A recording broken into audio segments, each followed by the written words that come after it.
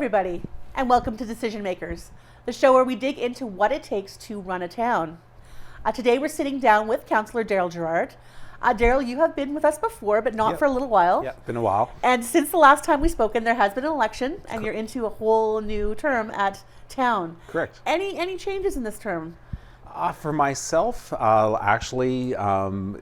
nothing really changed for me as far as the areas I've been working in. I currently still sit on finance, human resources as well. So now, human resources is one of those ones you don't get to see or hear a lot about because of you can't talk about human resources, individuals. That's correct. Yeah.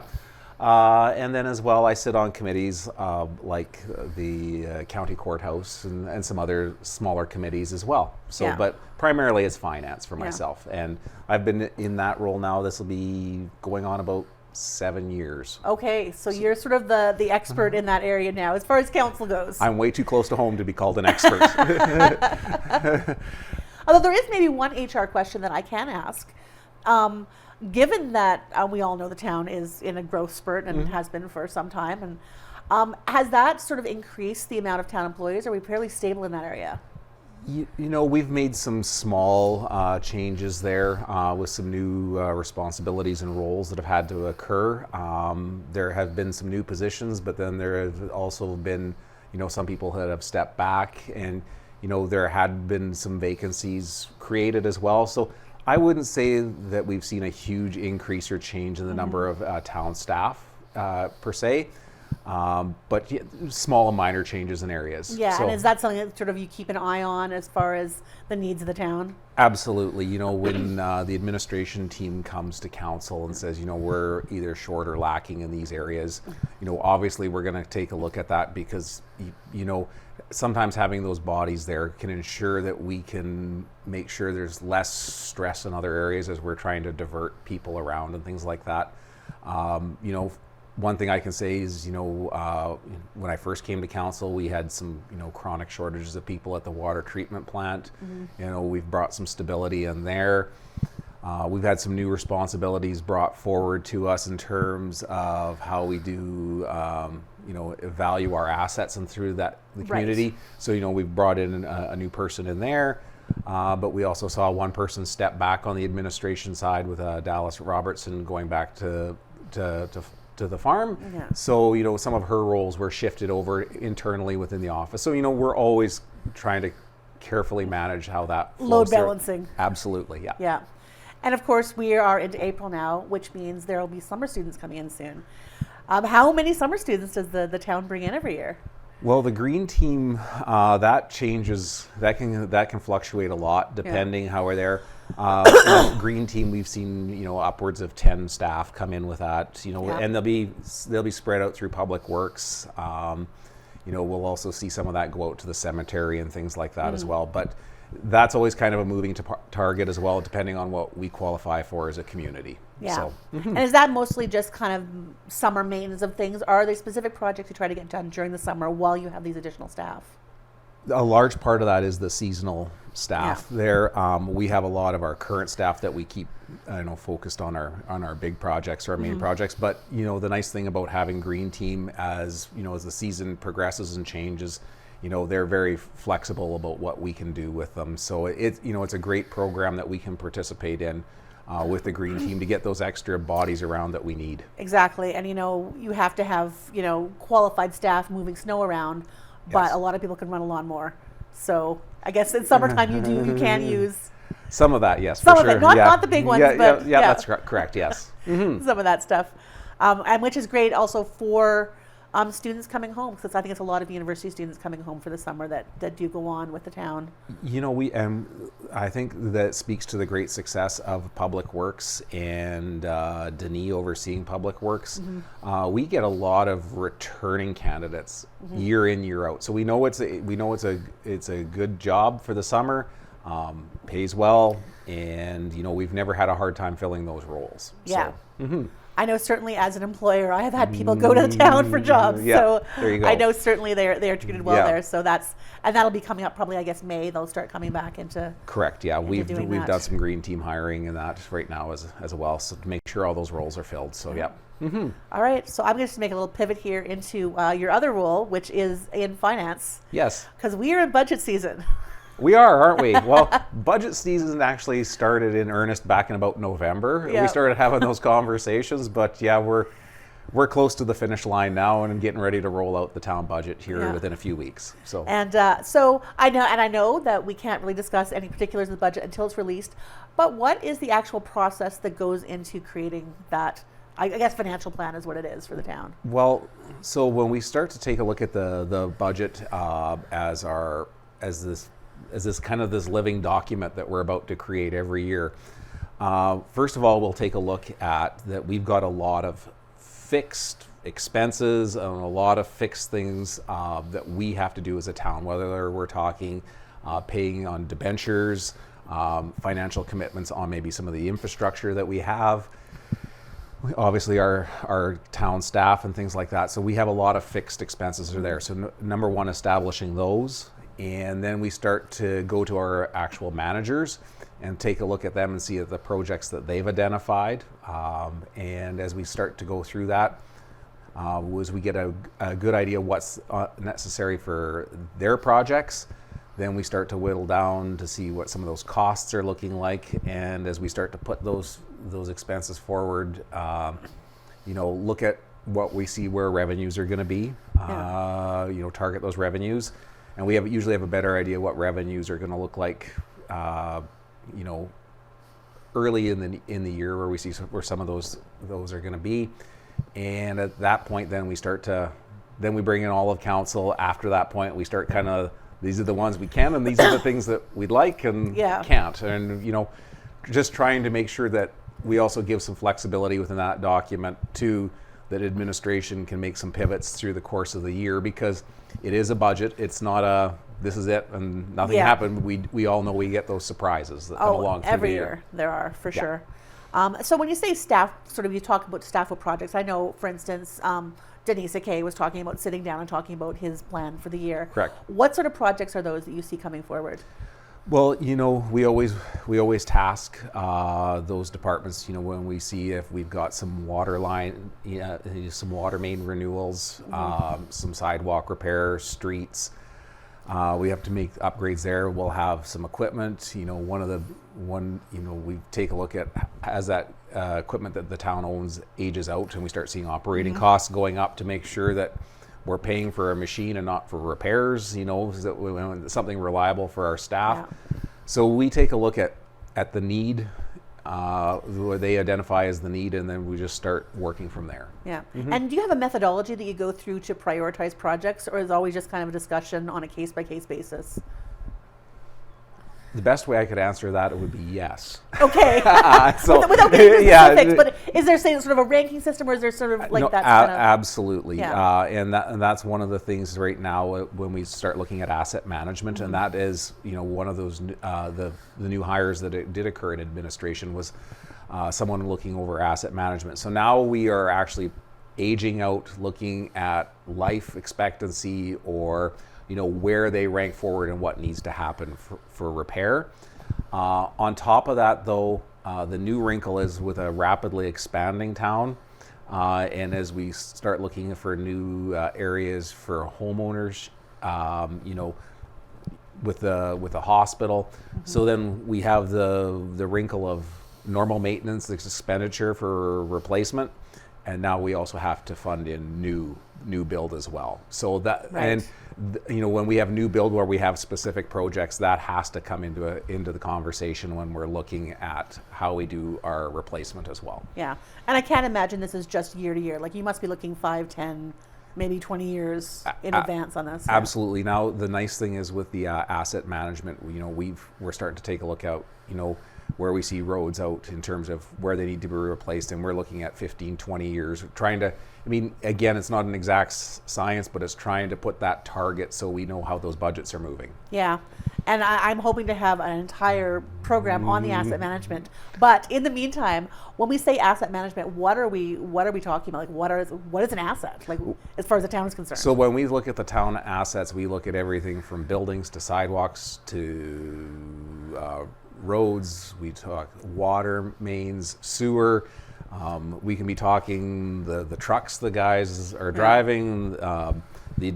Just even, you know, the town office, right? Yeah. So we're trying to put those items there and look at how and when we have to look at replacement and what they're costing us. So like everything from culverts to computers, basically. Absolutely. Okay. And then, of course, the new stuff, and we all kind of, anyone who kind of follows the town council and what they're doing knows how much new infrastructure is going in right now. Correct. What kind of new projects, like, and sort of a grand overview of what is kind of going on right now as far as infrastructure projects? Well, a lot of the new infrastructure projects that we're working on, I guess we're seeing hopefully near the tail end of our lagoon development. So that was one that the town got tasked with very early on when I started on council. And we had a lagoon system that was kind of capped out at about for 4,500 people. Well, we know where Neepawa is there. Yeah, so we're well past that mark now. We're well past that now. So that project, it takes years. It's working with the Water Services branch and the province to make those large, you know, $10 million projects go. Yeah. But that's a long-term one where, you know, we're looking at a system that, you know, today is ready for 7,500 people and can be expanded on very easily. And we actually worked with some very new innovative technology out there to make it so it will be easy for us to expand in the future. Then we'll take a look at, right now we're twinning our water lines coming to the community to ensure we have proper water supply. Yeah. We weren't short of water supply. You've seen expansions at the water treatment plant, so we can now store more treated water there. You know, again, not that long ago, we had about a not even 24-hour supply. If town ever lost water from the wells, we were that close, and now we've got a little bit more breathing room. Yeah. And it will let us look at, you know, how we service the rest of our water treatment going forward, whether we can expand how much more water we can treat, whether we want to do some refurbishment of, you know, the existing storage that we have in the community. But the other thing too is with the twinning of the lines, that it gives us some redundancy there to make sure we have water supply, and then that really made it a lot easier for us to send water out to where the new hospital is going to be. Yeah. And so the other side of that, we saw obviously a lot of new roads go in. You know, there's been a lot of paving in Neepawa happen over the course of the last couple of years. I know it's not necessarily out everyone's front door, but there has been a lot of work done with street redevelopment and that. And when we take what we call the CN area, we still haven't really come up with the proper label for that area, the old CN land. And then we're going to have to look at as well now servicing that area out to the hospital and water supply out to the hospital as well. So, I've been calling the CN area Stonehouse Yards. Okay, there we go. That's a nice little. Okay. Just to stop calling it the CN property. And then on top of that, even with the budget, just to make sure that we have finances available to some of those other core areas, whether we talk our recreation. Yeah. So, you know, when we start taking a look at recreation, we have to do maintenance to our existing facilities, so we do funds either through grants through the budget, or we're doing grant applications to make sure that we can still react to that recreational survey we did. I guess that's 6 years ago now. Yeah. It's been some time. So yeah, and just trying to make sure that we can deliver the rec that the community had spoke for back then, you know, timely, and in a planned process. Yeah, one piece at a time. Yes, and I know, like we went through the redevelopment plan for Riverbend Park and that area, and there's still piece by piece that's sort of coming together. Yep. And I just wanted to mention, like, when we're talking about water, we're not just talking about like homes and taps. We're talking about the industrial water that goes through. Yes. If that shuts down, industry is shut down in Ipoh, and that's a Instantly, yes. Yeah. And when water shuts down for a period of time, even if it's, you know, a short period of time, we also see that once that water pressure quits going, then we see boil water advisories come back into our community. And that so Yeah. to have so that can shut down a community much longer than they realize if Yeah. the infrastructure hasn't been set up in place properly. So Yeah, exactly. Like if you imagine how much you're putting through with, you know, 5 kids in a shower, imagine what High Life is putting through, or imagine what the Farmery is putting through. Well, just for their. If you were to actually take a look at High Life, if I'm not mistaken here, and my number could be a little off, but we're looking at almost about 40 to 45% of all the water we treat coming into the community goes out to High Life on a daily process, and that's a natural with food processing of any kind. But you know, we should be glad that much water is going through it. No, this is a good thing, and we have to make sure that the water coming to the community is ready to go for that next industry. Because even though there's nothing imminent in the works, when those opportunities are there, we want to make sure that NEPA was front and center to capitalize on those opportunities. Absolutely, and you know, even though there hasn't been like another sort of huge industry come in, we do see a lot of business kind of just popping up here and there. Absolutely, yeah. In town, pretty much constantly now. There's always kind of something new happening. That's correct. And you know, everyone always looks kind of, if I could, I know the economic development circle calls it the smokestack development. Not everything has to be a smokestack, because I take a look at, you know, just by good steady growth of small businesses, you know, it's been phenomenal of how much we've seen take up of that workforce in the community. And I dare say we're towards total employment in this community, you know, at all times because of that business growth that's here. Yeah, and I mean, and we have the things that are coming. You see that hospital coming up, and you can see it from all points in town now, pretty much. You see that orange tarp up there from everywhere. You see that hotel going up now. Yep. And down by the hospital also, I guess, I'm not sure if it's technically an industrial park or not, but we see a lot of other businesses are kind of popping up there as well. Yeah, so that area is set aside industrial land, and we've seen some people come up and they're setting up some workshops and things in there. You know, and that is an area that it was developed many, many years ago, and we saw zero action. And now in the last 2-3 years, now we're going to have to start looking as a community how we find more land going forward for more industrial use. Yeah. So, which is great. You know, that is actually an interesting question, because how does a town get more land?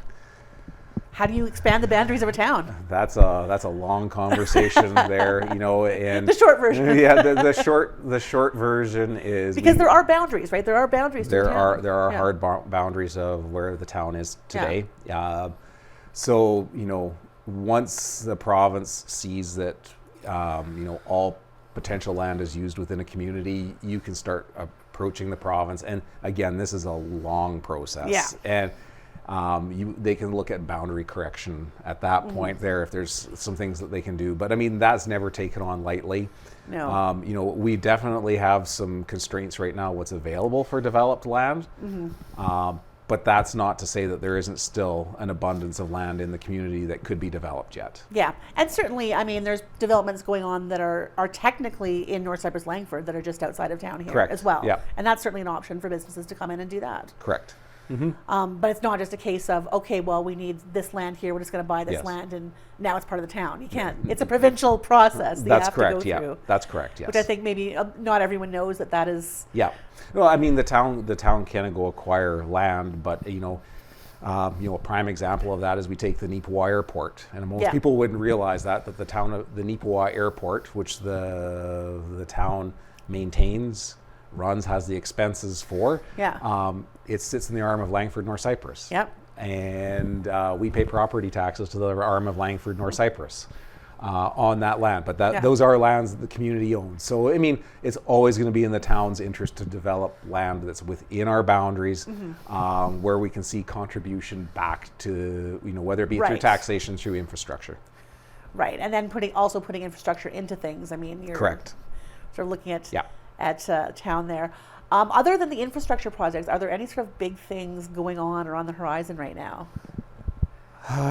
There's a lot of conversations going on right now, but I think a lot of them at this point are something speculative right now. I couldn't really bring forward to the Yeah. community because we're just Right. just too early in those conversation Yeah. stages right now, and then what that's going to look like and the funds that we're going to need. Yes, it'll be a little premature yet.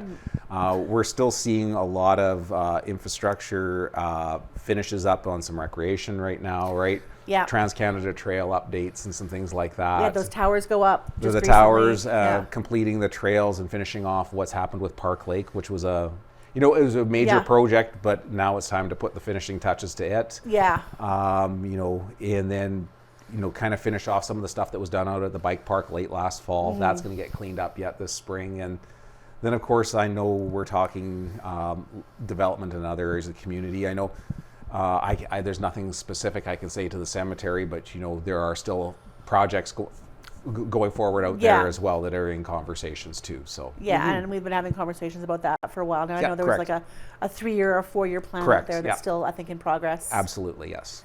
So what that is going on right now are you really excited about being involved with?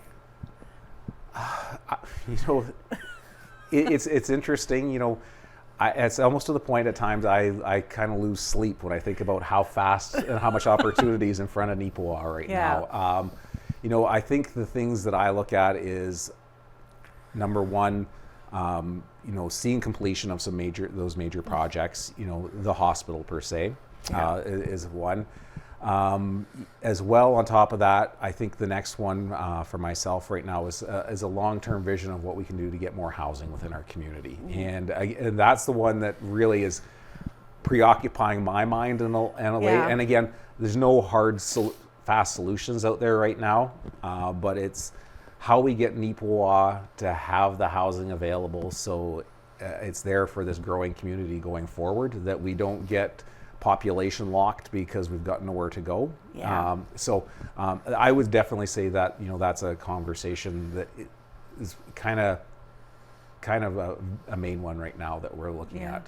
And that's we're talking when we're talking about housing, we're talking about a variety of types of housing Correct. as well, right? Correct. Yeah, there is no cookie cutter. There is no one-stop solution. Yeah. It's about making sure that there is, I think one of the things when someone comes to a community, to have that home that's the right solution for them right now where they are in their life. Yeah. So whether we're looking at how we can see more areas develop for, whether it be rentals through apartments, Yeah. whether we see, some higher density housing, things like duplexes and things Yeah. like that, as well as still making sure that those single family housing lots are available, for that person that wants to have their own standalone home. And it's going to range all the way from, affordable housing all the way up to, that professional that comes into the community that they know they can build that And home they the want. big family home. That, Correct, yes. Because I know just from having been at council meetings all the time, pretty much, there has been some opposition to having some of that higher density housing come in. Are there specific areas of town that you're sort of targeting with higher density housing, or? I guess the one thing that we can talk about with the community right now is that wherever we go is probably going to be on a new clean slate, because there, as you drive around our community, there's precious little area for infill housing Yeah. currently within the community. So, and when we say higher density housing, it could be anything, whether we're talking about like duplexes, like I said. Yeah. So, there are precious few neighborhoods that are zoned that way right now. So I think, whether the town going forward, the next time we have to review town zoning, those can be conversations we have, or is it the ones, as we look to establish new areas within the community. And how often does, and then this maybe is a planning question, how often does that zoning kind of get revisited as far as the town goes? We tend to open that up about every 5 years or so. Yeah. So again, nothing is imminent, nothing is there. And I think the one thing, and when you start talking about our community, is that we want to be and we've talked about our mission statement where we say we're a community of choice, and that's through administrative excellence. is to make sure that the community is a part of that process and that they can participate in that process Right. because it's handled administratively so well. Yeah. And also, I mean, the reason that I know there maybe has been some opposition to some of this is because people are free to come. Like, there's public hearings for all of these things. People are free to come and talk about them. Absolutely. And you know, the more public engagement we see, Yeah. it's fantastic. I love it when we see the council come in and participate at council meetings. I think Yeah. it's fantastic. Because certainly people are invited to bring their projects to council, to bring their Correct. ideas to council. Correct. Whether it's on a topic that you have brought up or not. Yeah, Just kind of correct. contact the office, right? Yes. Have you seen what kind of things have you seen over the past, year or two that have kind of come forward? Just to give some examples out there. There really hasn't been anything that I could necessarily firmly say. Yeah. But like, just, if we were to, we've come, the idea when we can start talking, nanny suites and things like that. We've put that into the past areas. So, if we get people coming to meet with us on that, it's also to be flexible with the housing, whether it be just simple variances and things like that. Right. So, in terms of talking projects, individual developers, in my mind, until it comes before council and it's made public, it's not my story. It's not my story to tell. It's theirs. Exactly. Correct. Right. So. Well, as always, our time has gone very quickly. Yes, it has. Are there any last thoughts that you want to leave the community with today? Well, I think last thoughts for the community. I know the community's in a phenomenal place right now. I think public engagement is excellent, and just to see participation, whether it be talking through our new volunteer programs that we have, what made this community grow initially was based on volunteerism, and we'd love to see that going forward. Stay engaged with the community, reach out. If you see a councillor walking by, ask the questions. I anytime out on my nightly walks, I never have a problem, and I love, where and what I can say, I will do. And, I say stay engaged, stay connected to the issues that are important to you. And I think if we really look at Neepawa, I still see the town of Neepawa disappearing to become the city of Neepawa. Yeah. That's my long-term goal. Every year, I think we get a little closer to that. Absolutely.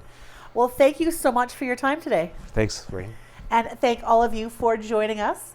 We hope to see you again next time on Decision Makers.